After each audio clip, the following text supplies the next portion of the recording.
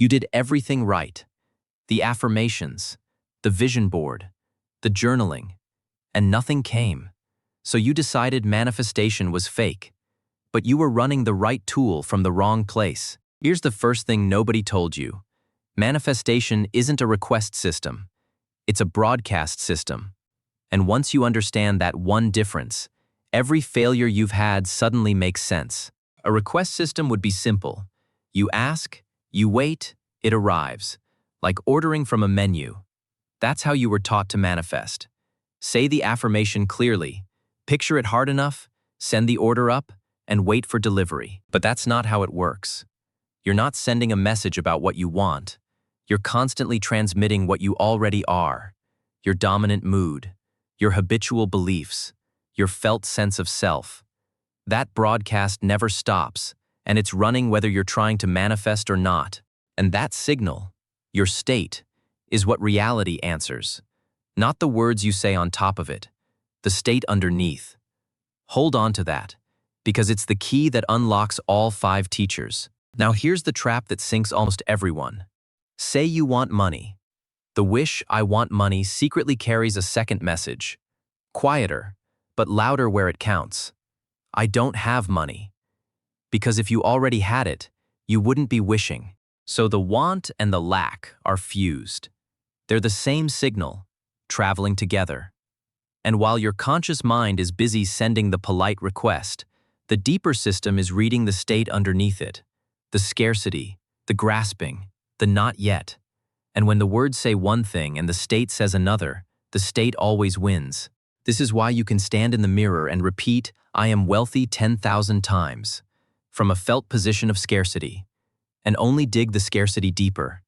Every repetition quietly reminds you that you have to say it because it isn't true yet. The feeling is the message. The words are just decoration on top. 5 teachers, 5 vocabularies. They start from completely incompatible views of how reality works, and every single one of them names the exact same failure and the exact same fix. So let me show you the one diagnosis underneath all 5.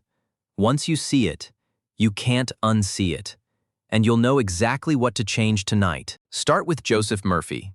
He wrote one of the best-selling self-help books of the last century, and his whole model is the failure mechanism. He says your subconscious accepts what you really feel to be true, not your idle words or statements. The dominant idea is always the one it acts on. He describes the subconscious as a sensitive plate, like film. It's impersonal, non-selective. It doesn't reason or argue. It simply records the dominant impression and reproduces it, faithfully, whether that impression helps you or destroys you. Murphy gives the example of a man affirming prosperity every day and getting poorer. Why? Because, in Murphy's words, the statements made matters worse, because they suggested his lack. Every affirmation reminded the subconscious of exactly what was missing. He was advertising the gap, and Murphy warns, try to force it with willpower, and you guarantee the opposite. He calls it the law of reversed effort. Such attempts, he says, are doomed to failure, and you get the opposite of what you prayed for. When desire and imagination fight, imagination always wins. So the answer isn't strain, it's easy does it. A relaxed, almost drowsy certainty, with no opponent to push against. Neville Goddard, the teacher most of modern manifestation quietly borrows from, says it even more sharply. What you feel you are always dominates what you feel you would like to be. Read that twice. It means your sense of identity beats your wish list every single time. And here's his paradox. To say, I will be wealthy, is to confess, I am not. And in Goddard's words, I am is always stronger than I am not.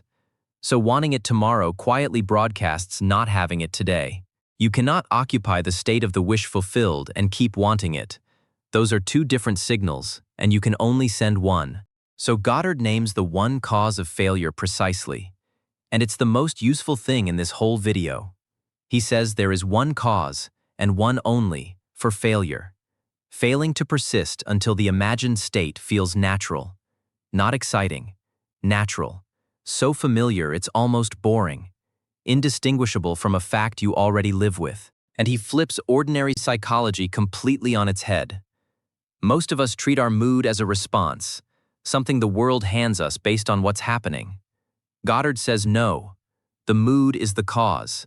Men, he wrote, regard their moods far too much as effects and not sufficiently as causes. A change of feeling, he said, is a change of destiny. You don't wait for the good news to feel good. You feel good, and that becomes the good news. Abraham Hicks answers that question directly. The universe, they say, responds to your vibration, not your words. And your vibration is a set point, a habitual groove made of everything you usually think and feel about a subject. Change the words all you like. If the set point doesn't move, nothing moves. And they put it about as bluntly as anyone ever has. The only reason, ever, that you have not already gotten what you desire is that you're holding yourself in a vibrational pattern that doesn't match it. Not the universe withholding, not bad luck, a mismatch. That's the whole diagnosis in one line. They give a beautiful image for it. Every subject is a stick with two ends. The end of what you want, and the end of its absence. Money, and the lack of money. Love, and the lack of love. If you keep gripping the lack end, where is it? Why hasn't it come yet? The law of attraction simply hands you more proof of lack. And here's the part almost everyone gets wrong. You cannot leap from despair straight to joy. In their words, you don't have access to emotions that are far from where you're currently vibrating. Telling a grieving person to just be grateful is like telling them to jump to the top of a ladder. They can't reach it, so you climb. You reach for relief, the best feeling thought you can honestly believe right now. And this is why even moving from depression up to anger counts as progress. Anger feels terrible, but it carries more power, more relief, than the suffocating weight of despair. You're not chasing the wish yet. You're raising the set point, one honest rung at a time.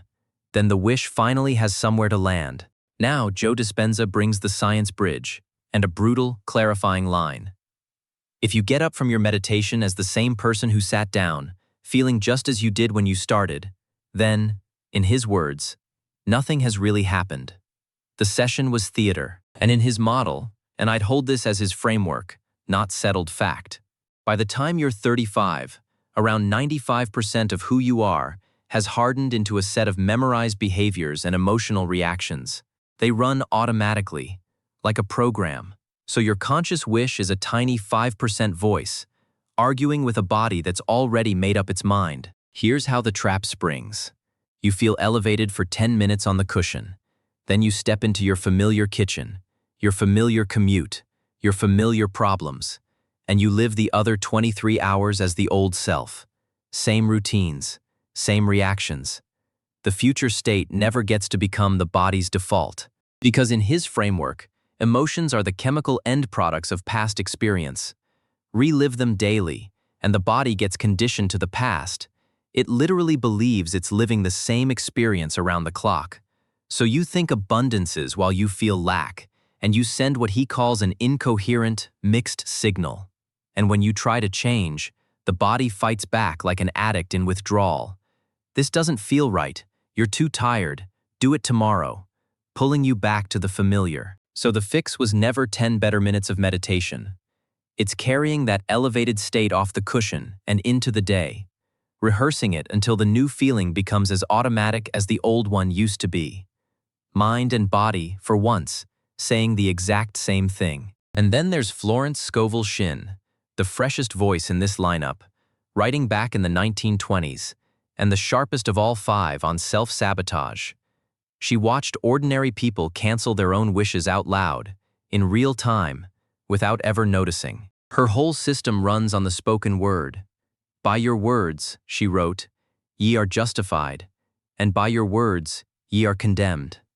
And she warns that the subconscious has, her phrase, no sense of humor. It can't tell a joke from a command. It takes everything you say about yourself completely, literally seriously. So watch what people actually do. You say, I'd love that. Then, half a breath later, but I can't afford it. And the second half just neutralized the first. She tells of a man who asked, in prayer, for a debt to be repaid to him. While out loud, he rehearsed exactly what he'd say to the debtor when the man didn't pay. He asked for success and prepared for failure. So failure, she says, is precisely what he got. And underneath that contradicting word, she said, is almost always one thing: fear. Nothing, she wrote, stands between man and his highest ideals but doubt and fear. And fear, in her definition, is simply inverted faith. Faith aimed at the thing you don't want. So guard the word. Catch the but, because the word is setting the state every time you speak. Now step back and look at all 5 at once.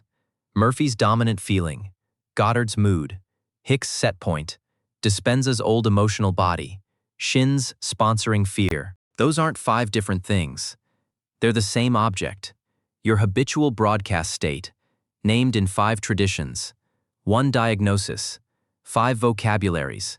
Now, let's be honest, because this is where most videos cheat. These 5 do not agree on what's actually doing the answering. Murphy says your own subconscious mind. Hicks says a vibrational universe, a source. Dispenza says the quantum field and your own biology. Goddard says imagination itself is God. Shinn says spiritual law, the divine within. The metaphysics genuinely diverge. But watch what converges. 5 incompatible cosmologies, and everyone arrives at the identical mechanism. State, not wish. That's not a coincidence you can wave away. That's a clue. So here's the fix. The same fix. 5 ways. You stop requesting the state. You become it. 5 practical turns you can start tonight. 1. Manifest from the having, not toward the wanting. Wanting broadcasts lack. So assume the felt reality of already having it. Goddard's wish fulfilled. Murphy's relaxed, assumed feeling. Easy, not forced. 2. Raise the set point first, then reach for the wish. Don't force leap from scarcity to abundance. Climb to genuine relief, a better feeling thought you can actually believe right now. 3. Carry the elevated emotion into the day, not just the cushion. The state has to become your default, not a 10-minute exception. Don't get up as the same person who sat down. 4. Guard the word. Catch the "but I can't" before it cancels the wish. Stop speaking and stop thinking the contradiction. Your word is setting the state. And 5. Persist until it feels natural and boring, not exciting. Excitement means the wish still feels far away. Naturalness means it's become your state. That dull, settled certainty is the finish line. So if manifestation never worked for you, hear this. The tools were never broken. The affirmation, the vision board, the journal, those were always fine. The only variable was the state you ran them from. So stop sending the request. Become the answer, and hold it until it feels ordinary. That's the whole secret 5 teachers spent their lives circling. You don't get what you want. You get what you are. So tell me, which of these 5 finally made it click for you? Murphy, Goddard, Hicks, Dispenza, or Shinn? Drop the name in the comments. I read them. And if you want to see how deep this convergence really runs, watch the one where Eckhart Tolle and Abraham Hicks turn out to be teaching the same thing. I'll see you in that one. Thanks for watching. Let us know in the comments what you'd like us to cover next. And check out our website, thedeepsynthesis.com, where we go deeper on every topic, plus a free convergence map waiting for you.